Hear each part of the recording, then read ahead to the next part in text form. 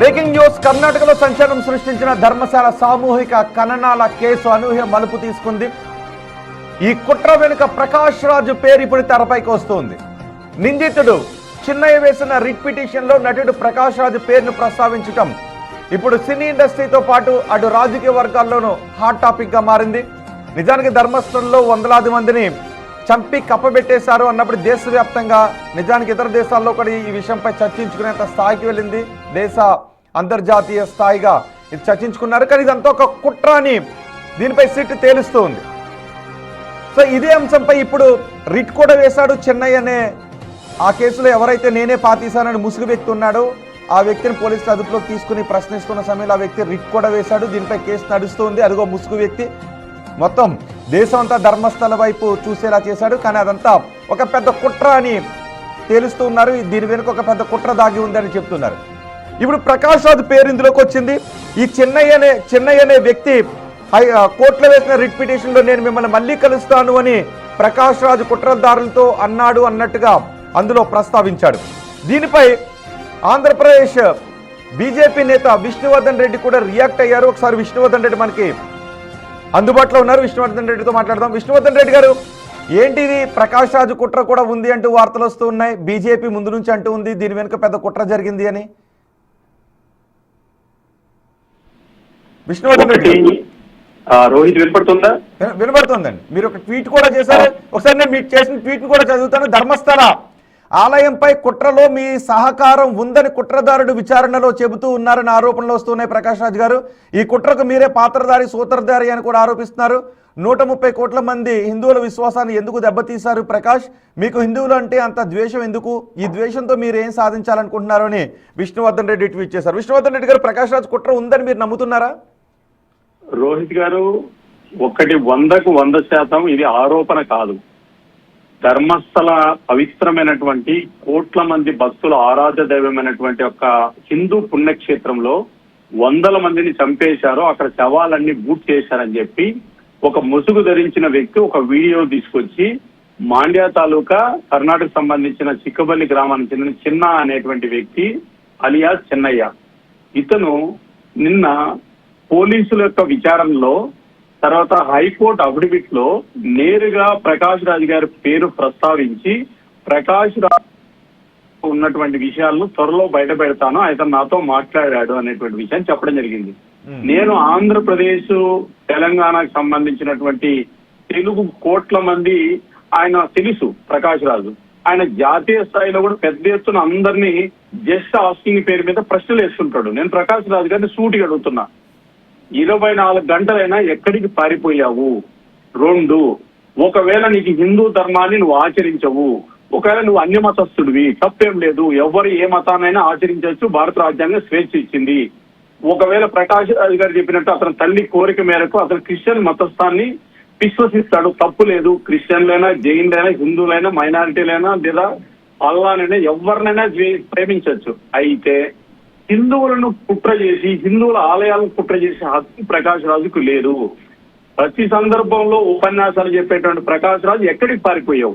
కాబట్టి తక్షణం ధర్మస్థలకు సంబంధించిన విషయంలో 140 కోట్ల మంది హిందువులకు నువ్వు ఎందుకు కుట్ర చేశావు? క్షమాపణ చెప్పాలి తక్షణం. ప్రకాష్ రాజు ట్వీట్ చేశాడు, ఇది సెన్సిటివ్ మ్యాటర్, దీన్ని ఎవరు నమ్మొద్దు, నేను 2 రోజుల్లో వచ్చి దీనిపై పూర్తి క్లారిటీ ఇస్తాను అని ప్రకాష్ రాజు అంటున్నాడు.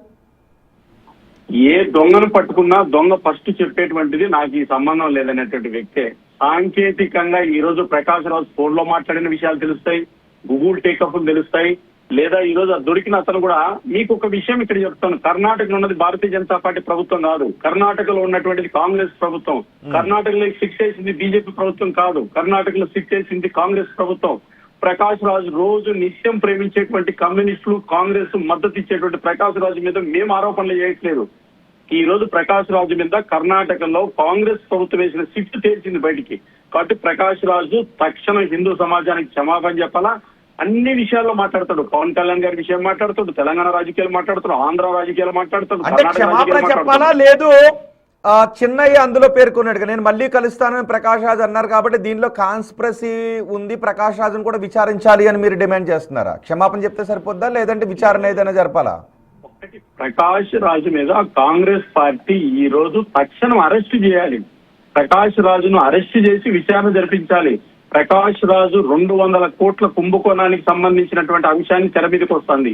200 కోట్ల రూపాయలు దీని వెనక కొన్ని మిషనరీ సంస్థల బ్యాక్గ్రౌండ్ ఉందనేటువంటి వస్తుంది. ప్రకాష్ రాజు యొక్క డేటాను అన్వేషించాలి. ప్రకాష్ రాజును అరెస్ట్ చేయాలి. ప్రకాష్ రాజు తక్షణం కర్ణాటక పోలీసుల ముందు లొంగిపోవాలి. చట్టం మీద అందరికి విశ్వాసం ఉంటే తక్షణం ప్రకాష్ రాజు ఈ రోజు తన తప్పు ఏదైతే లేదా ఆరోపణలు ఏవైతే ఉన్నాయో అది నిరూపించుకోవాల్సిన బాధ్యత ప్రకాష్ రాజు మీద ఉంది. కర్ణాటక సీఎం డీకే శివకుమార్ గారిని బీజేపీగా డిమాండ్ చేస్తున్నాం, తక్షణం అరెస్ట్ చేయాలని డిమాండ్ చేస్తున్నాం. కానీ కేవలం ఆ 2 మాటలను పరిగణలోకి తీసుకుని నిజానికి చెన్నై ఆ రోజు చెప్పిందంత అబద్ధం అనే ఆ తవ్వకాల్లో తేలింది.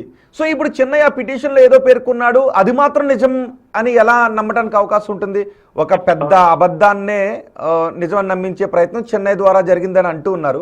అదే చెన్నై చెప్పే మాటలు మళ్ళీ నిజం చెప్తున్నాడని ఎలా అనుకుంటారు? ప్రకాష్ రాజు గురించి అతను కూడా ఏదైనా అబద్ధం చెప్తున్నాడేమో. రోహిత్ గారు, ఒక సీనియర్ జర్నలిస్ట్ గా నువ్వు ఒక విషయం చెప్పండి. ఈ దేశంలో ఎన్ని కుట్ర కోణాలు వచ్చాయో, లేదా ఎన్ని కుట్రలు హిందూ ఆలయాల మీద జరిగాయో, ఎన్ని హిందూ సంస్థల మీద కుట్రలు జరిగాయో, ఈ కుట్రలంతా వెనక మనకు దొరికేది స్థానికంగా ఒకే ఒక అంశమే. దాన్ని పక్కాగా ఇన్వెస్టిగేషన్ చేస్తే 100 రూపాయలు బయటకు వస్తే, ఇప్పుడు కర్ణాటక భారతీయ జనతా పార్టీకి సంబంధించిన రాష్ట్ర అధ్యక్షుడు ఒకటి నిన్న డిమాండ్ చేశాడు. ఏమని? ఈ కుట్రకోణం సంబంధించిన విషయంలో సిబిఐ విచారణ జరిపిస్తే తెలుస్తుందని. మరి కర్ణాటక ప్రభుత్వం సిబిఐ విచారణ కోరచ్చు. లేదు, ప్రకాష్ రాజు సెల్ ఫోన్ డేటాను సేకరిస్తే అర్థమవుతుంది కదా. ప్రకాష్ రాజు యొక్క ఎవరెవరితో మాట్లాడాడో సమాచారాన్ని బయటపెడితే అర్థమవుతుంది లేదా ప్రకాష్ రాజు స్వచ్ఛందంగా తన కాల్ డేటా బయటపెడితే అర్థమవుతుంది కదా. లేదా ఎందుకు ఫోన్ లో మాట్లాడినాడు ఆ కుట్రదారంతో విషయం అర్థం. నువ్వు మాట్లాడలేదు, నేను మాట్లాడలేదు కదా, ఇటువంటి జర్నలిస్టులు ఎవరు మాట్లాడలేదు కదా. మనం అందరూ ఈ దేశంలో ఉన్నటువంటి ఎవరు మాట్లాడుకున్నాం, ప్రకాష్ రాజు ఎందుకు ఆ కుట్రదారంతో మాట్లాడాడు? ఇది కదా మౌలికమైన ప్రశ్న రోహిత్ గారు. కాబట్టి 100% హిందూ ధర్మాల మీద, హిందూ సంస్థల మీద, హిందూ ఆలయాల మీద ఈయన అన్ని స్పందిస్తుంటాడు కదా. మరి ఇప్పుడు ఎందుకు పారిపోయాడు? ఎందుకు దాక్కున్నారు? ఎందుకు ఇతను చట్టం ముందుకు రాలేదు? కాబట్టి ఇప్పుడు కాంగ్రెస్ పార్టీ ఏమన్నా నేను అంటుంది అదే, అంటే ఒకవేళ ఈ చెన్నైకు కొంతమంది కుట్రలదారులు తెలుసుండొచ్చు, ఆ కాన్స్పిరసీ జరిగిందో లేదంటే హడావుడి జరుగుతోంది, అప్పుడు చాలా మంది రియాక్ట్ అయ్యారు, సామాజికవేత్తలు కూడా రియాక్ట్ అయ్యారు.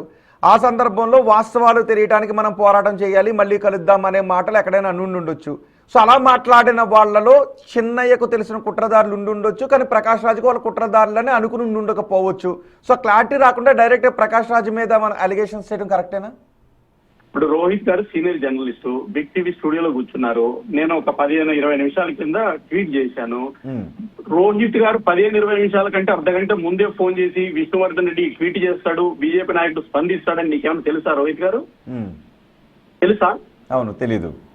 నేను స్పందించిన తర్వాతనే కదా నువ్వు నాతో మాట్లాడుతున్నది. ఈ రోజు మీ స్టూడియో నుంచి నా అభిప్రాయాన్ని అడుగుతున్నది, ఈ అంశం మీద మాట్లాడుతున్నది. మరి కుట్ర కోణంలో ఉన్న వ్యక్తికి ఈ దేశంలో ఎవరూ ఫోన్ చేసుకోకుండా ప్రకాష్ రాజు ఎందుకు ఫోన్ చేసినాడు? 1, 2, ఒకవేళ నీకు అన్నిటిలో స్పందించేటువంటి ఎక్కువ సామాజిక స్పృహ ఉంది అనుకుందాం అనుకో, నువ్వు ట్విట్టర్ నువ్వు జస్ట్ ఆస్కింగ్ పేరు మీద అందరినీ అడుగుతుంటావు, లేదా ఆర్టికల్స్ రాస్తా అంటావు, లేదా నువ్వు చాలా సందర్భాల్లో పెద్ద పెద్ద సెమినార్లకు వెళ్ళిపోయి మాట్లాడుతుంటావు, పిలవని అంశాలకు పోయి మాట్లాడుతుంటావు. మరి నువ్వు అతని వ్యక్తితోటి ఒక కుట్రదారితో ఫోన్ లో మాట్లాడాల్సిన అవసరం నీకేమొచ్చింది అనేది ఇక్కడ నా ప్రశ్న. ఓకే, కాబట్టి తక్షణం ప్రకాష్ రాజు అనేటువంటి వ్యక్తి తను ఎందుకు అతనితో మాట్లాడినాడనే విషయాన్ని కూడా బయటకు వచ్చి మాట్లాడాలి. ఎందుకు పారిపోయాడు ప్రకాష్ రాజు? 24 గంటల నుంచి ఎందుకు పారిపోయాడు? కర్ణాటక పోలీసులు ఎందుకు పట్టుకోవడం లేదు? కర్ణాటక పోలీసులు ఎందుకు అరెస్ట్ చేయడం లేదు? సో ఆ సమయంలో ఎవరితో మాట్లాడాడు, అసలు చెన్నైకు ప్రకాష్ రాజుకు ఉన్న కాన్వర్సేషన్ ఏంటి అన్న దానిపై కూడా ట్వీట్ లో క్లారిటీ ఇస్తే బెటర్, ఒక వీడియో చేస్తే బెటర్ అని మీరు అనుకుంటున్నారు, రైట్? ఎందుకంటే చాలా వాటి మీద ప్రకాష్ రాజు వీడియోలు కూడా రిలీజ్ చేసేవారు. సో దీనిపై కూడా ఒక వీడియో 24 గంటల్లో తను బయటకు వచ్చే లోపు ఈ లోపే ఒకటి చెబితే బాగుంటుందని మీరు అనుకుంటున్నారా? మీరు అడిగినటువంటి విషయాల మీద నేను ఖచ్చితంగా ఇప్పుడు మళ్ళీ ట్వీట్ చేస్తా, నేను మళ్ళీ వీడియో చేస్తా, నేను మళ్ళీ ప్రశ్నిస్తా. ప్రకాష్ రాజు అందరినీ ప్రశ్నించడం కాదు, ప్రకాష్ రాజు కుట్ర ఎందుకు చేశాడనేటువంటి దాన్ని కూడా ప్రశ్నిస్తాను. నేను ఖచ్చితంగా ఇప్పుడు మీరు అడిగినటువంటి ప్రశ్నలు అన్నిటి మీద ప్రకాష్ రాజు మీద నేను ప్రశ్నిస్తాను. ప్రకాష్ రాజు తక్షణం బయటకు వచ్చి స్పందించాలి. ప్రకాష్ రాజు బిగ్ టీవీతో మాట్లాడాలి. ఇప్పుడు ప్రకాష్ రాజు నిజాయితీ పడైతే బిగ్ టీవీతో మాట్లాడాలి. ఒక ప్రామినెంట్ టీవీ ఛానల్ ఈ రోజు అతని ఆధారాలతో సహా మాట్లాడుతున్నప్పుడు ప్రకాష్ రాజు ఎందుకు పారిపోయాడు? హైదరాబాద్ లో పవన్ కళ్యాణ్ విషయం మాట్లాడతాడు కదా, తిరుపతిలో లడ్డూల విషయం మాట్లాడతాడు కదా, హిందూ ఆలయాలు అపవిత్రం చేసే విషయాన్ని మాట్లాడతాడు కదా, హిందువులు ఇతర మతాల మధ్య చిచ్చు పెట్టేదానికి మాట్లాడతాడు కదా. మరి ఇది ఎందుకు మాట్లాడడం లేదు? ఖచ్చితంగా మీరు చెప్పిన అంశాలన్నీ కూడా నేను ప్రశ్నిస్తాను.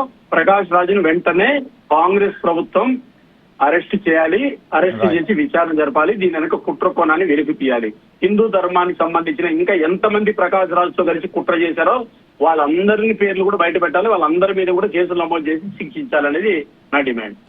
Thank you very much Vishnuvardhan Reddy గారు. బిగ్ టీవీకి అందుబాటులోకి వచ్చి ప్రకాష్ రాజ్ చేసిన ట్వీట్ గురించి, చిన్నయ్య రిట్ పిటిషన్లో పేర్కొన్న అంశం గురించి మీ అభిప్రాయాన్ని తెలియజేసినందుకు. సో చెన్నై రిట్ పిటిషన్లో ప్రకాష్ రాజ్ కుట్రదారులతో మళ్ళీ కలుస్తాను అని చెప్పారు అనే విషయాన్ని పేర్కొన్నాడు. సో దీనిపై పెద్ద ఎత్తున చర్చ జరుగుతుంది, సినీ రాజకీయ రంగాల్లో పెద్ద ఎత్తున చర్చ జరుగుతుంది. ప్రకాష్ రాజ్ చేసిన ట్వీట్ని కూడా మీరు బిగ్ టీవీ స్క్రీన్ పైన చూడొచ్చు. దీన్ని ఎవరు నమ్మొద్దు, నేను 2 రోజుల్లో వచ్చిన తర్వాత పూర్తి క్లారిటీ ఇస్తాను, ఇది సెన్సిటివ్ మ్యాటర్ కాబట్టి అని అంటూ ఉన్నారు. సో ప్రకాష్ రాజ్ చాలా విషయాలు మాట్లాడతారు, కొన్ని విషయాల్లో వీడియోస్ రిలీజ్ చేస్తారు, చాలా విషయాల్లో ట్వీట్లు చేస్తారు. కానీ ఇక్కడ మాత్రం ఏమీ మాట్లాడకుండా కేవలం ట్వీట్ మాత్రం చేశారు. చూద్దాం మరి ప్రకాష్ రాజ్ 2 రోజుల తర్వాత బయటకు వచ్చిన తర్వాత ఏ కుట్రదారులతో ప్రకాష్ రాజ్ మాట్లాడారు అన్న దాని గురించి, అసలు ఎవరితో మాట్లాడారు, చెన్నై అంటున్న ఆ కుట్రదారులు ఎవరు, దీనిపై ప్రకాష్ రాజ్ని సిట్ అధికారులు ఏదైనా విచారించే అవకాశం ఉంటుందా, ఏదైనా కీలక పరిణామం చోటు చేసుకోబోతుందా చూద్దాం. 2 రోజుల్లో ప్రకాష్ రాజ్ బయటకు వచ్చిన తర్వాత ఏం మాట్లాడతారు.